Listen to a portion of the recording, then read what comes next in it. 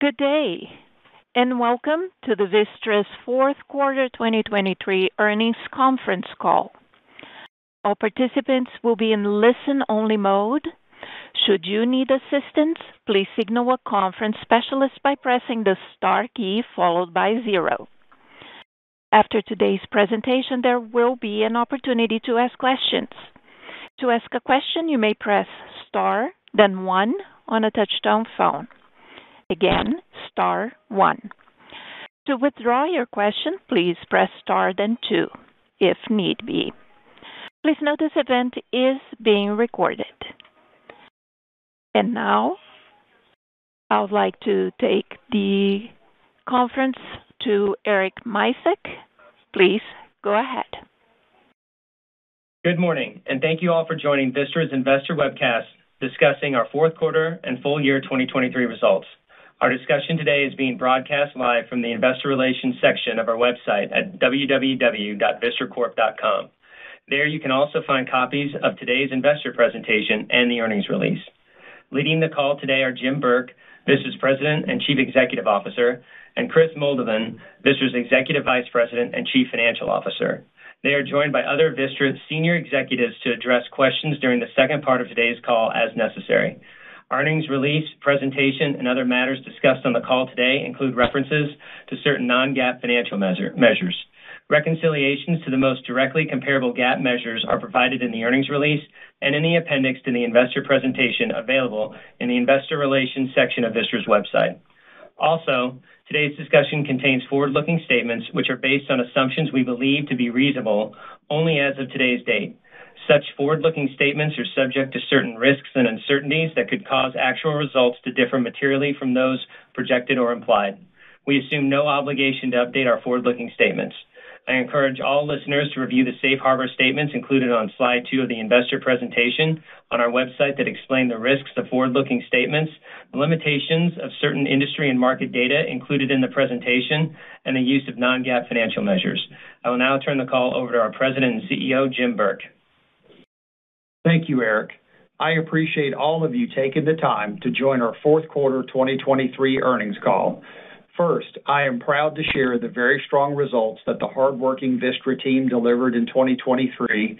And second, I am excited to announce that we expect to close the Energy Harbor acquisition on Friday, March 1st.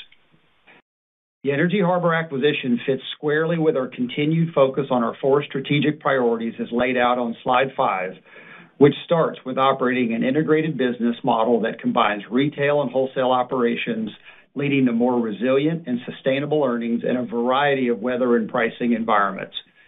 This was not only true in delivering results $440 million above our original guidance level in 2023, but was recently apparent during Winter Storm Heather in January of this year, where our core competency of operating generation assets was evidenced by our 98% commercial availability, which is particularly impressive in an environment where the ERCOT overall market outage rate for the 5 days impacted by the storm was 2.5 times Vistra's outage rate. Turning to the other key priorities, we continue to execute on our capital return plan put in place during the fourth quarter of 2021. Since that time, we have returned to our investors approximately $4.3 billion through share repurchases and dividends. Further, we are excited to announce the board approval of an additional $1.5 billion of share repurchases, which we expect to fully utilize by year-end 2025. Importantly, we have strengthened and simplified our balance sheet while maintaining our capital return plan. Net leverage remains low at 2.4 times, and although we expect to be slightly above our 3 times net leverage target when Energy Harbor closes, we project to return to below 3 times by year-end 2024.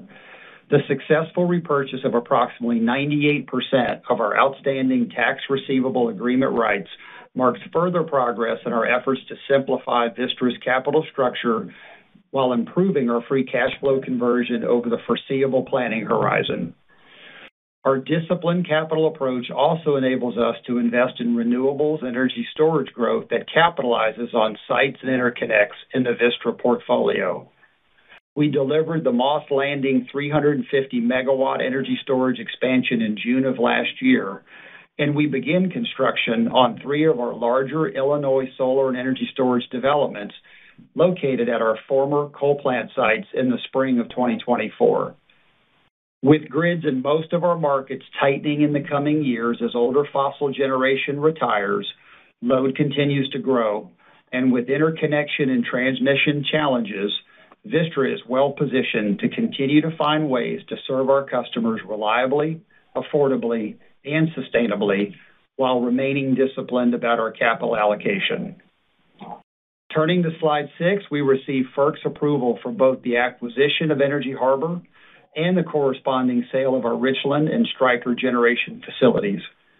Energy Harbor is a transformative acquisition and represents another significant step forward for our company. We are diligently working towards closing this transaction, which, as I already mentioned, we expect to close on March 1st. Despite closing later than we had hoped, we remain comfortable with our ability to successfully integrate our teams and deliver the initial guidance of pre-tax run rate synergies of $125 million by year-end 2025. We are also reiterating a 12-month 2024 and 2025 ongoing operations adjusted EBITDA midpoint opportunities from Energy Harbor of $700 million and $800 million, respectively, as well as the expected run rate ongoing operations adjusted EBITDA midpoint opportunity on an unhedged and open basis of $900 million. However, given the anticipated closing date, you can expect our updated 2024 ongoing operations adjusted EBITDA guidance range, which we expect to provide on the first quarter 2024 results call, will reflect only 10 months of contribution from Energy Harbor this year. Moving now to slide 7. As a reminder, we began the year with initial guidance for 2023 ongoing operations adjusted EBITDA with a midpoint of $3.7 billion. This guidance was subsequently revised on both our second and third quarter calls, ultimately raised to a midpoint of $4.025 billion. As I stated earlier, despite another year of volatile weather, characterized by mostly mild weather excluding the unprecedented summer heat in ERCOT during the third quarter, we were able to exceed the midpoint of our original guidance range by $440 million. Importantly, this translated to higher than expected ongoing operations adjusted free cash flow before growth of approximately $2.491 billion, exceeding the midpoint of our original guidance range by $441 million. These results were achieved through strong customer count and margin performance at our retail segment and a nearly 96% commercial availability rate for our generation segment. Now I'd like to quickly turn to the 2024 guidance. Given the recent regulatory approval and the upcoming transaction closing, we anticipate providing combined Vistra and Energy Harbor guidance, including an update on synergies as part of our first quarter 2024 results call. However, we can reaffirm the Vistra standalone 2024 guidance for ongoing operations adjusted EBITDA in the range of $3.7 to $4.1 billion and ongoing operations adjusted free cash flow before growth in the range of $1.9 to $2.3 billion. We are eager and excited to join with the men and women of Energy Harbor and execute on behalf of our customers and communities as one team. I'll now turn the call over to Chris to discuss our quarterly performance in more detail. Thank you, Jim. Turning to slide 9, Vistra delivered strong fourth quarter results in 2023 with ongoing operations adjusted EBITDA of approximately $965 million, including $463 million from retail and $502 million from generation. For the year, Vistra delivered $4.140 billion of ongoing operations adjusted EBITDA, including $1.105 billion from retail and $3.035 billion from generation. Despite mild weather conditions for much of the year, the performance of our generation units, combined with our comprehensive hedging program and our ability to optimize our flexible assets, drove the significant year-over-year improvement in our generation results in every region in the country. Moving to the retail segment, the strong margin performance seen in the first 9 months of the year continued in the fourth quarter. Positive residential customer count growth was driven by our multi-brand strategy, with organic growth by our flagship brand, TXU Energy, for the third consecutive year. Turning to slide 10, we provide an update on the execution of our capital allocation plan. As of February 23rd, we executed approximately $3.7 billion of share repurchases, leading to an approximately 28% reduction compared to the number of shares that were outstanding in November of 2021. We expect to utilize $2.25 billion, consisting of the $750 million remaining under the previous authorization as of the end of 2023 and the additional $1.5 billion of authorization announced today over the course of 2024 and 2025. We will review our capital available for allocation after we close the Energy Harbor acquisition and expect to share any updates later this year. Moving to our dividend program, we announced last week a fourth quarter 2023 common stock dividend of 21.5 cents per share, which represents an increase of approximately 9% over the dividend paid in Q1 2023 and an impressive 43% increase over the dividend paid in the fourth quarter of 2021 when our capital allocation plan was first established. Turning to the balance sheet, Vistra's net leverage ratio currently sits significantly below 3 times. As Jim stated earlier, although net debt will increase upon closing of the Energy Harbor acquisition, it will remain close to 3 times, and we expect it to return to below 3 times by the end of 2024. In addition to maintaining low leverage, we took an important step to further simplify the balance sheet at the end of 2023 and the beginning of 2024. As of February 23rd, 2024, we had repurchased approximately 98% of the outstanding rights to receive payments under our tax receivable agreement.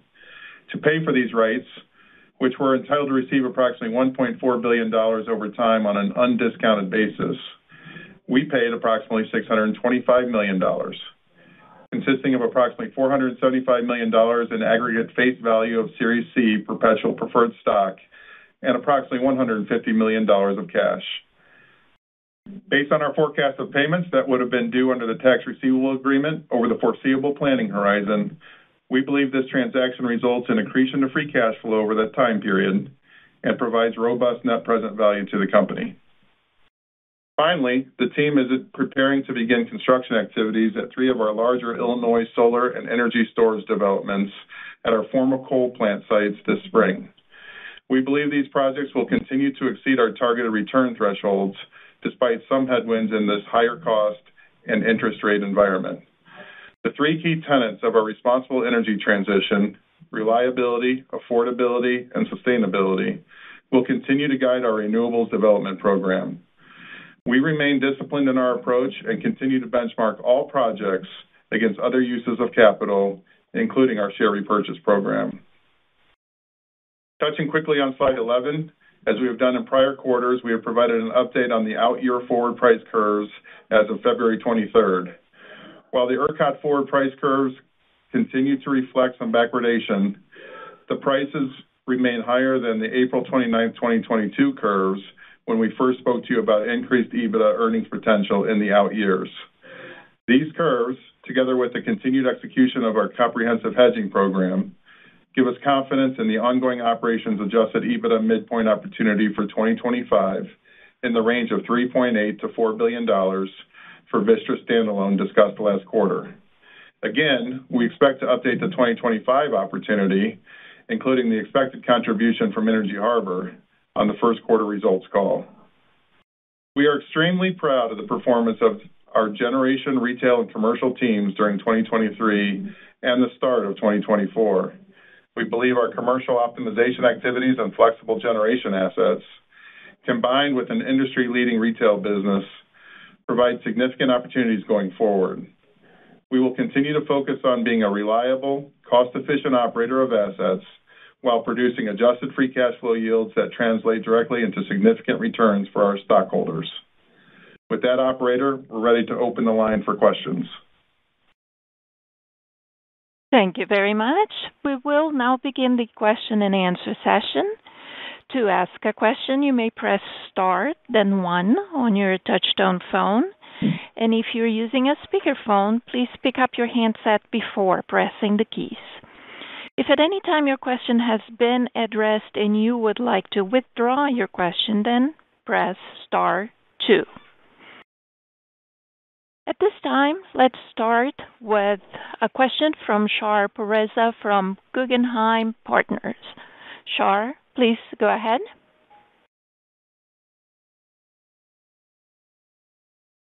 Can you hear me? Yeah. Hey, Shar. Good morning. Hey, Jim.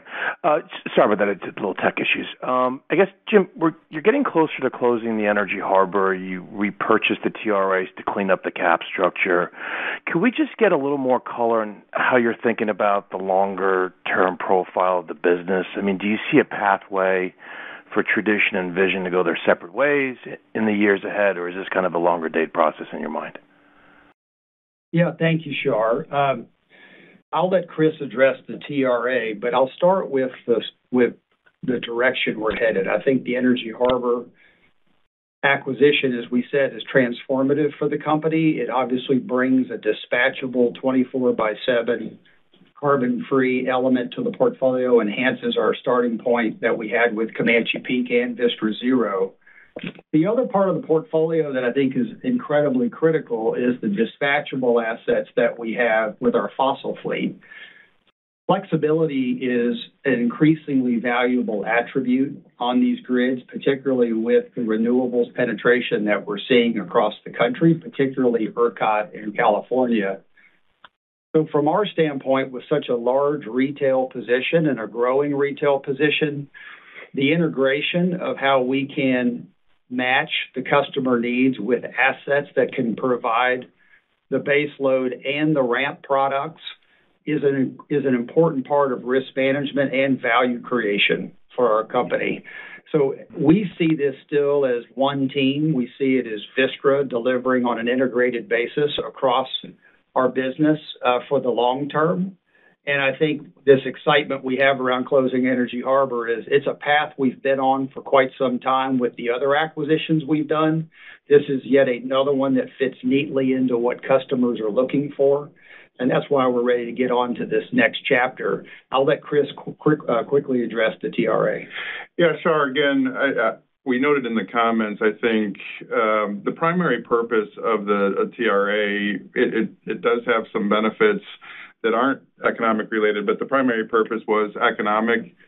When you take an instrument out that is entitled to $1.4 billion, and then we did it with a little bit more than $600 million, and more than 3/4 of that is perpetual stock. It became a transaction that was very economically beneficial for the company, and so we really focused on the economics of it. As far as cleaning it up, it does simplify the capital structure. It's a topic that we're pleased to not talk much about going forward, but it still is just one of the impediments to a split. There are still other debt securities at the Vistra operations level, and we still have preferred stock in place. So there would be other things to address. So that wasn't the primary purpose for this transaction. It was really, we thought it was a great economic benefit to the company, including a significant amount of NPV for us. Okay, perfect. That's helpful. And then, Jim, just on ERCOT, we've seen a few new build announcements recently. It sounds like one of your peers is waiting for the loan program details before potentially, pulling the trigger on a combined cycle. There's also been a substantial amount of noise regarding the ECRS. I guess, what's your house view on supply-demand backdrop and sort of ongoing market reforms? Thanks. Yes, great question. Well, the demand growth surprised, I think, many of us, both, what we saw last summer and even with Heather. So robust load growth in Texas, coupled with extreme weather, you start to see, the grid getting pushed, obviously, to a level of tightness we haven't seen in quite some time. The loan program clearly was a signal from the legislature and policymakers that they would like to see the dispatchable resources grow in Texas at a minimum to backstop the level of growth that we see with the intermittent resources in Texas. And we see, like in Winter Storm Heather, on the tightest days of Winter Storm Heather, about 5% during the hours that were the tightest, about 5% of the power were coming from intermittent sources, about 95% from dispatchable. So I think the desire is there. The loan program is clearly a boost because at the interest rate at 3%, that's better than where market is. But you raise another point that I think is critical, which is there's a series of market reforms that are contemplated at the moment that sit between ERCOT and the Public Utility Commission.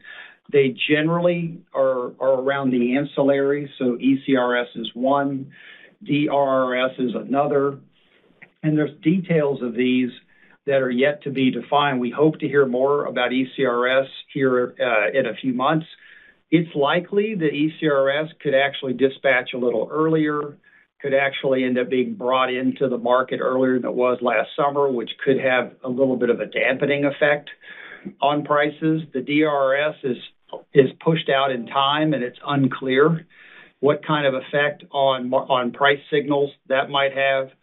And then lastly, PCM, this performance credit mechanism, which is in the law, the House Bill 1500, that is also probably on a 2027 timeframe. And I think the balance, Shar, that all policymakers are trying to strike is what's the sufficient revenue stream to incentivize someone to write an equity check and at the same time deliver affordable electricity in Texas that's obviously reliable. And there's a tension there, and that tension shows up in some of the rulemakings and the procedures that are going to follow. We're going to learn more as they follow through on these in the next 3 to 6 months. So the loan program is certainly helpful. We don't view that as sufficient as a revenue signal. You still see in our PowerPoint deck, there's backwardation in the spark spreads for ERCOT, so why they are higher than they were when we first started to talk to you about long-dated curves in 2022, they're still backwardated. We need to see some support for the price signals to be able to be confident that a 20 to 30-year life asset has a reasonable prospect for a return. And I think people are working hard to try to make that happen, but that's still TBD. Perfect. Thank you very much, Jim. Congrats on the execution. I'll see you soon. Appreciate it. Thank you, sir. And now we have a question from David Arcaro from Morgan Stanley. David, please go ahead. Oh, hey, thank you. Good morning. Hey, David. Maybe a bit of a follow-on to that question, specifically on data center growth. And as we see that accelerate, wondering if you could speak to how you're thinking about the potential market impact and opportunities for your fleet potentially from new data centers coming on? Sure. Yes, thanks, David, for the question. I'll step back just a second to say that as the grids have become a little bit tighter across the country, we're seeing the fossil assets retire, particularly coal, and then we're seeing more electrification. We're seeing customers approach us at a rate that we haven't seen in my history with this industry. And data centers specifically, they're looking for speed to market, so they're trying to get online as fast as they can. They're obviously looking for where they've got good fiber, potentially access to water for cooling needs. But reliability is now entering that discussion. So many of them are talking about, while they can do it out on the grid, they're interested in also being behind the meter. And depending on who the customer is, it doesn't need to be a nuclear plant. They're actually entertaining gas plants for behind-the-meter opportunities. And we've done that with some of the crypto load already in Texas. We've done some behind the meter, so we're familiar with it. Whether that load goes behind the meter or out on the grid, it's new demand. And that's part of this supply-demand equation that might also send the price signals, that could also then incentivize new supply. But it's meaningful, David. It's hard to get locked in on any one forecast, but most forecasts have a doubling of this data center load by 2030. Texas is a pretty easy place to do business. So Texas, which is already the second largest data center market in the country, may end up getting a disproportionate amount of it. But we do see this as a real opportunity for our company. I will tell you, in terms of customers approaching us, way more customers approaching us around data centers than we've had so far on hydrogen. And part of that is just the rules uncertainty around hydrogen, but also I think we're serving a customer demand. There's actually a demand for where this is going, whereas the hydrogen's been a little bit more supply driven and trying to create a product that's inexpensive. This is more pull from the customer, and we're having a lot of conversations. We're pretty excited about it.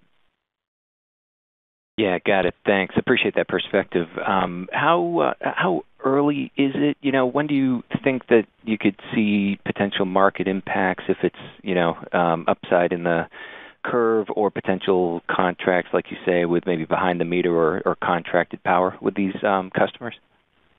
Yeah, the behind the meter activity, it still takes some planning studies that we work on with ERCOT and the wires company. You may also need to be doing the substation construction, get some of the high voltage switch gear. So you could still be looking at a couple years for something to go from, concept to reality. So I wouldn't say that it's immediately around the corner for something that's a new conversation. There are clearly some current data centers that could actually even be repowered. Those can actually go from existing chips that are used more for cloud services to the more energy-intensive AI purpose chips. That could be happening over the course of the next 2 years, but I would say it's a couple-year process, David, from my perspective. Okay, got it. Very helpful. Thanks so much. Yes, thanks, David. And we'll follow with a question from Julien Dumoulin-Smith from Bank of America. Julian, please go ahead. Hey, good morning, team, and congratulations on the progress here. Nicely done. In fact, I wanted to follow up on the last question and the expectations for a 1Q update here. Can you give us an initial glimpse on how you think about capital allocation? I presume to a certain extent there could be capital commitments on your part to enable some of these data-oriented strategies, right? To perhaps provide some of the warehousing, et cetera. So how do you think about that impacting, capital allocation, as you say, maybe a couple years out, 25, 26? And then maybe to marry that up, how do you think about sustaining this level of buyback? Or do you have any kind of broad heuristics that you might be willing to share as you think about buybacks, beyond 25 or 25 and beyond here, as you think about this updated plan with 1Q? Yes, Julian, thank you very much for the questions. I'll start with the data center opportunities. As I mentioned, whether behind the meter or whether out on the grid, they have a natural sort of demand increase that could send, some price signals for wholesale power prices in the out years. Some of that could be factored into these curves already. I mean, people have been reading about this. The curves are stronger today than they were in the spring of 2022 when we first put out our multi-year guidance range. So I think Vistra being net long and ERCOT has an opportunity whether we're directly involved with the data center or not. So then you beg the question, when would we get directly involved? It's if we found that there's a return on that capital to do something that would make sense relative to our other capital allocation alternatives. I would say that I'm not in the detail at a level of comfort yet that I would tell you that's actionable. So we know that from a free cash flow yield perspective, it's still pretty attractive for us to be returning capital through the buyback. So we would need to see a level of what I'd call transactable economics, that have the long-term agreement to bring that to bear as an alternative to our capital allocation strategy, in which case I think our shareholders would be pleased to see it. But I view this as an opportunity for us with our native position. Then I think it's specifically an enhanced opportunity for our own assets if we choose to do something behind the meter. In addition, I didn't even mention, but in addition to the data center, of course, we have population growth in Texas, which is still strong. And we have a Permian Basin growth rate for load that ERCOT has put out some studies that suggest that you could see 13 gigawatts of growth out west from 2023 to 2030. That's oil and gas driven, it's population driven, it's also got some data center load growth there. So this is a general theme, and then how that I think will benefit of an asset position like Vistra, and then specifically how we might target our own assets. I view that as incremental upside, none of which is factored in to our long-range plan at this point. And in terms of when we'll update from a capital allocation and how we think about longer-term buybacks, I'm going to have Chris jump in. Yeah, Julian, I would say you hit it with the Energy Harbor transaction. So as that closes, as we look forward, we talked about expecting to spend $2.25 billion on share repurchases over 2024 and 2025. We also have a little bit of debt to repay, and we have some growth that you see for our renewables and energy storage business. But on top of that, we do expect to have additional cash available for allocation that's unallocated. We think it's preliminary right now to get into the levels that is, because we just want to make sure to get this Energy Harbor deal closed and put the two businesses, start integrating the businesses. But I do think we will come back to you and talk about an additional amount that over the next 2 years that we have to allocate on top of the share repurchase estimate that we're making. And so I don't believe that any of those opportunities would disrupt our pacing on share repurchases. Right, even as a percent of total cash flow beyond 25.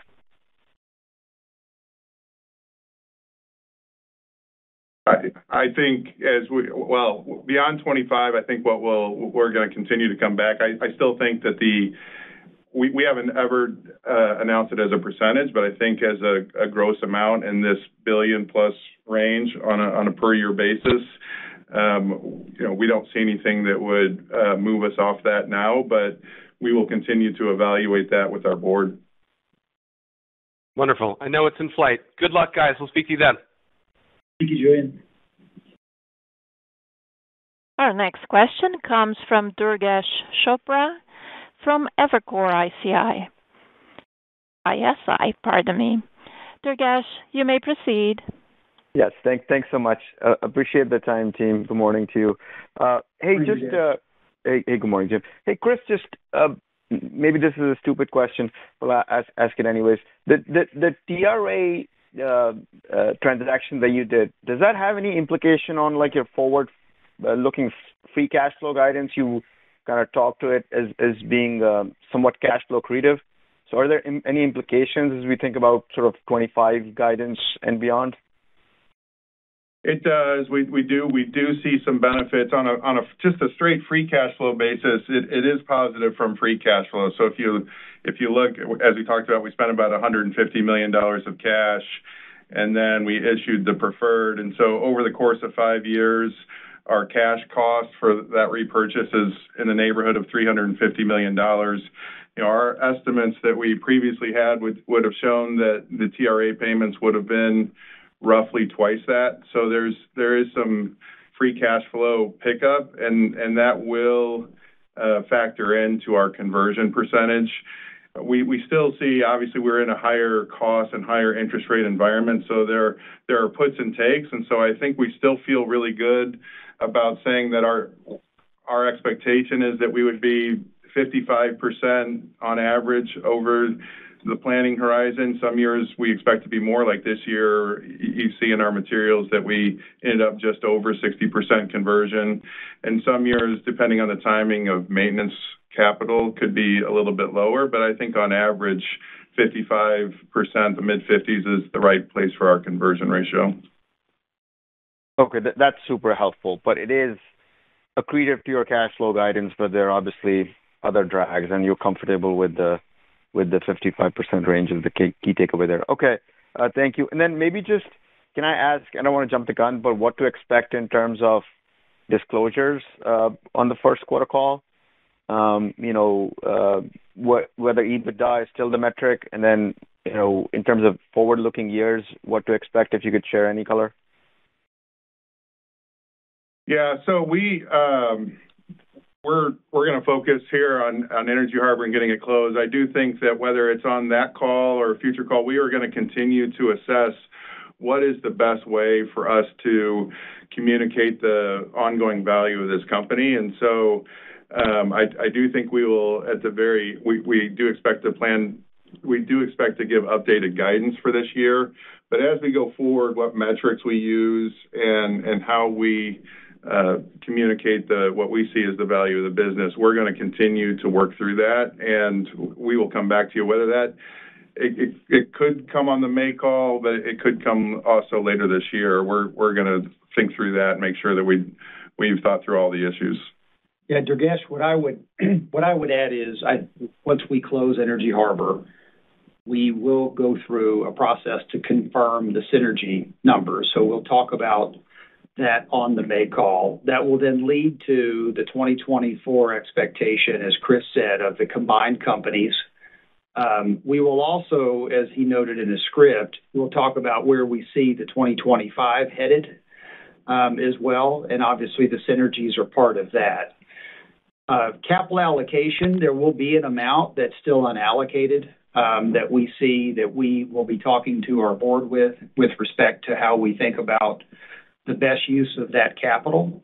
But what you could expect to hear about in May, at least the 2024, with a nod to 2025 with our guidance, and then these updated synergy expectations. As far as the best metrics, clearly with Constellation's call yesterday, very successful in their description of how to think about the value drivers. For our business, where we have looked at it, and since the buyback program was enhanced in 2021, so far we've really focused on the return of cash and capital to the shareholders. And on a per share basis, between the buyback programs and the dividends, you're seeing that in the sort of $4, and 45 cents on the high end, and that's an opportunity that's per share.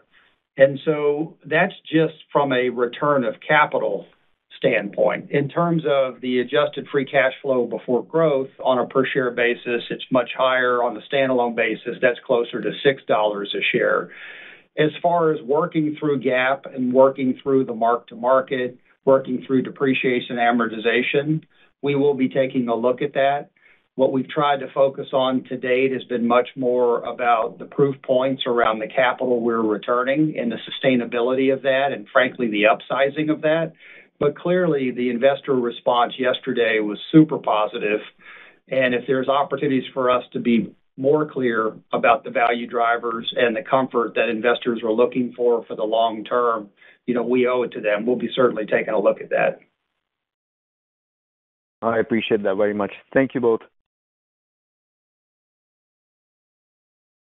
We're now taking a question from Michael Sullivan from Wolfe Research. Michael, please go ahead. Hey, everyone. Good morning. Hey, Michael. Hey, Jim. You kind of answered this, but just wanted to confirm. So it sounds like the synergies from the original target, you're going to kind of revisit and refresh. But the Energy Harbor guidance itself, what you're putting out there today, is that just kind of what you saw originally, or is that actually refreshed and just consistent as of today?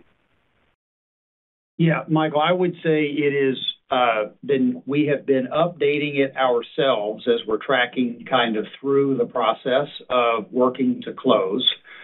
We feel good about it. So when we looked at $700 million on a 12-month basis, I do think we'll be in the ballpark of prorating, 10/12 of that number.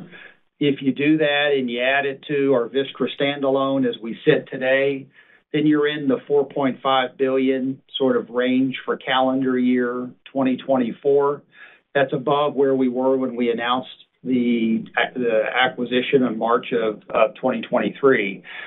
The synergy numbers, I think there'll be some upside to the synergy numbers, but not likely in calendar year 24, because we thought we could close this deal later last year. So we're getting a later start. But I think by the end of this year, we'll be about where we expected from a run rate perspective. I think there's upside to the out years on how we're thinking about it. So we'd expect to talk about that on the May call. But the way you're thinking about it is correct, Michael. I think it's always helpful to close a deal, work with the teams day in and day out, make sure we understand all the assumptions, and then affirm, and potentially we see a chance to upsize some things on the May call. We'll do it at that time. Okay, super clear. Thanks. And then, we continue to get questions on this. Just can you give us the latest on where you are in terms of having nuclear fuel secured, both for Comanche and to the extent Energy Harbor's position? Sure. Yes. Yes, we believe we're in really good shape, Michael. We have, as I've indicated on previous calls, we have, as Vistra, done some additional procurements through time since we announced the transaction. Obviously, we had a high percentage likelihood, in our view, of being able to close the transaction. Either way, the markets continue to go up in price. And that's been speculation on the part of a number of folks based on whether Russia bans or limitations would ultimately be put in place. So we have a physical procurement strategy that we are secure for both Energy Harbor sites and our site, Comanche Peak, through 2027 refuelings. And we feel good about that. We're also substantially hedged into 2028 as well. So we feel good about the risk management around that. And of course, long term, depending on where this goes with the domestic fuel supply capabilities and whether the federal government will incentivize more domestic capabilities for enrichment remains to be seen. But I think we have a very good line of sight and very consistent with everything that we've shared publicly so far and our expectations of this deal. Thanks for all the detail. Appreciate it. Thank you, Michael. And just a reminder, if you still have a question, you may press star 1 to enter the queue. And now we follow with a question from Angie Storozynski from Seaport. Angie, please go ahead. Thank you. Good morning.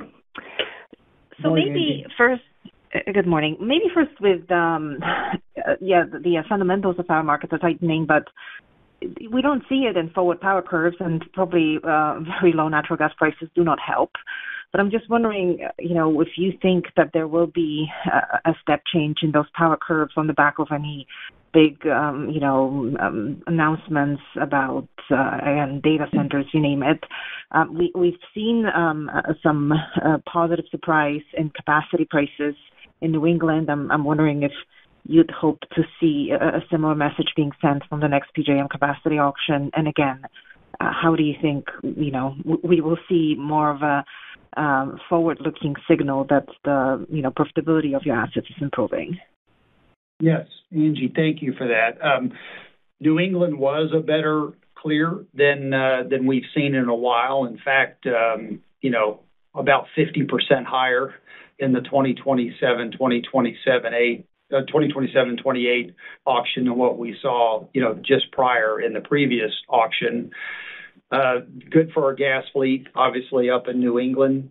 PJM has delayed some of their auctions, so we have to play catch up, with PJM. So we'll see what comes forth. There's going to be a number of auctions that happen in the next 12 months to get caught up in PJM. There have been market reforms proposed for PJM. Some of those are going to be implemented. Some of them were not supported by FERC.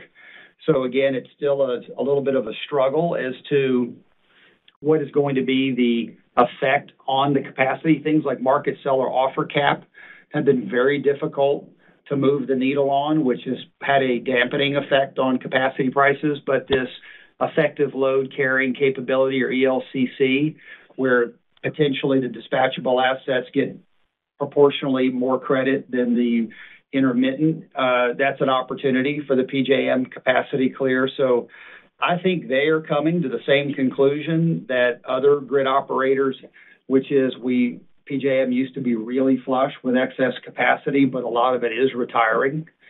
And the gas plants are critical because the intermittent sources for wind and solar are not nearly as naturally supported in PJM as they are in places like ERCOT in California. As far as Texas is concerned, as I mentioned, the spark, and you see it in the graph that Chris covered, the spark spread has definitely moved up. So gas prices went up and the Russia-Ukraine conflict have come back down. Sparks have stayed elevated relative to that time frame, but they're still strongly backwardated. And I think that still comes from the concern of how much renewables will continue to come in? And then also, will the market reforms support price formation in ERCOT? And ECRS was an example where price formation occurred last summer. There was a lot of concern from a lot of customers and others that maybe that was too much price formation, and so they start having to revisit the rules. And now I would say it's just uncertain how some of these things like ECRS will play out. So certainty around some of these ancillaries will help. Certainty around PCM will help.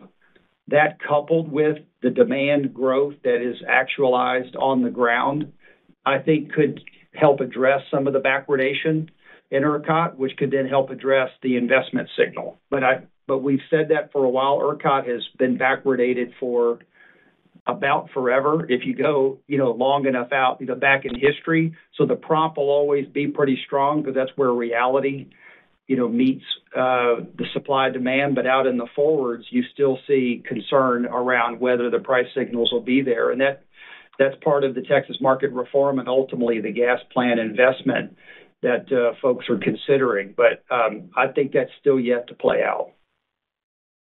Okay.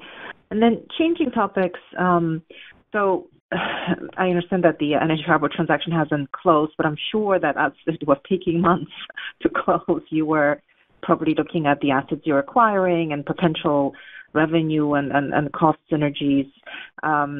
So we're waiting for probably the first co-location of a data center with a nuclear plant. And I'm just wondering, one, if you think, that this will have an impact on other nuclear power owners, and also how do you see the portfolio and large portfolio of nuclear plants vis-a-vis that opportunity? I'm mostly asking, most of your sites are single unit nuclear plants, so there's this no backup from additional units that a data center would get. And would you think that it's somewhat of an impediment to the pursuit of such a co-location strategy on your sites?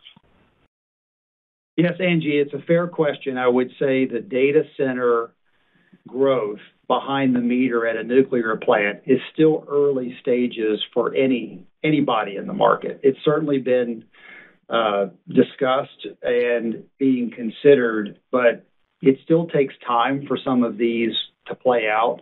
I do think the 2 units having an opportunity to have redundancy will be attractive for customers. So Beaver Valley has been the one that has been working towards this path, and then Comanche Peak as well. However, I'll go back to a comment I made on an earlier question. Between the co-location companies and the hyperscalers, speed is very important to them. So while the redundancy may not be there on a single unit site, pulling from the grid would still be an option. And that's how we manage the behind the meter that we work with our gas plant.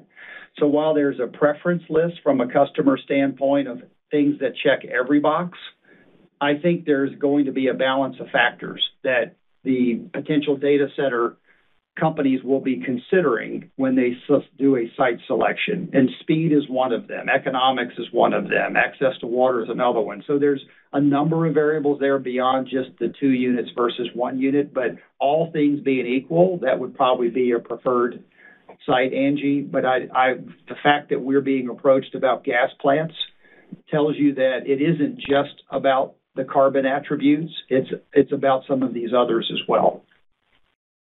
Okay, and then lastly, I'm sorry that I'm asking so many questions, but if you were to be approached by, some of these tech companies and offered long-term contracts, and again, against a very depressed forward power curves, would you be willing to actually lock in some of these assets, or are you basically thinking that, that we're about to see a step change in how the market assesses the value of your assets, and so there's no need to actually lock the value at the bottom of the potential bottom of the cycle? That is an excellent question, Angie. I don't know if it's an all or nothing approach because we have a lot of assets with a lot of length. But if you're speaking nuclear first, with a production tax credit that escalates with inflation and our curves are basically sitting at those levels, you would need to see something attractive from a customer to lock it in, and it would have to be at a reasonable premium to what your view is of the alternative, which is to stay long, to have the PTC as some support on the bottom, but still retain some of the upside for that asset. For other assets like the gas plants, I think you could potentially have more flexibility because you're not necessarily going to see the PTC support for some of those. But from a nuclear standpoint, I don't think there's a rush here for the reasons that you mentioned. And it also takes time because of the complexity of these to put these in place. So I think we agree with how you're framing the question, Angie, and we're going to be patient about how we think about these opportunities. Good. Thank you. Thank you, Angie. And with that, we conclude the question and answer session. I would like to turn the conference back over to Jim Burke, the CEO of Vistra, for some closing remarks. Perfect. Thank you. First, I want to start with just thanking the Vistra team. 2023 was a heck of a year, and we look forward to what is in store with Energy Harbor, who I also want to thank. They have done an excellent job running a business during a year of uncertainty. Whenever an announcement is made, the units are running very well. The team has been incredibly cooperative on our integration efforts, and we're excited about this Friday and becoming one team. We are going to continue to execute our plan, which includes returning capital in an environment of very strong long-term fundamentals. I think that came out in a number of the questions that we were asked. And I also hope that we get to see many of you in New York next week. We'll be up there for a couple of days, and it's always good to see folks face to face. So thank you for your time this morning, and we'll hopefully see you soon. And the conference has now concluded. Thank you for attending today's presentation. You may now